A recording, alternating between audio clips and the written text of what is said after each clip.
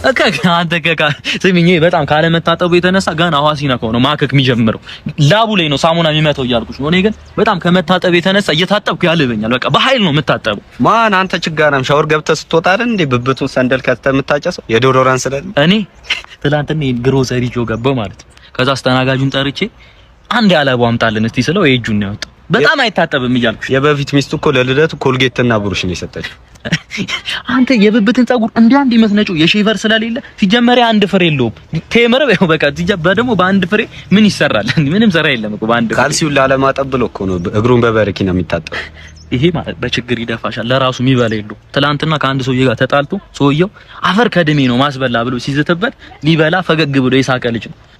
ያለፈው አመት ባለ ራሱ ዶሮ ግዛ ተብሎ ተልኮ ማለት ነው። ዶሮዋን እንደዚህ አቅፏት ሲመጣ ቆቆቆቅ ብላ ሞተች ዶሮ። ከዛ ቆቆቆቅ ያለችው ስናስተረጉም ኩስኩስ አልከኝ ብለው ነው የሞተችው ዶሮ። አራስ ለምንድን ነው እሺ ባለፈው ሳምንት የለበሰውን ቦክሰር በዚህኛውም ሳምንት የደገምከው?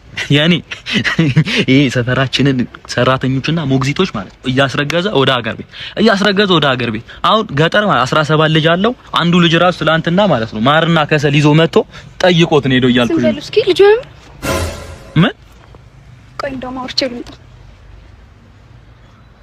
ይቅርታ ወንድሜ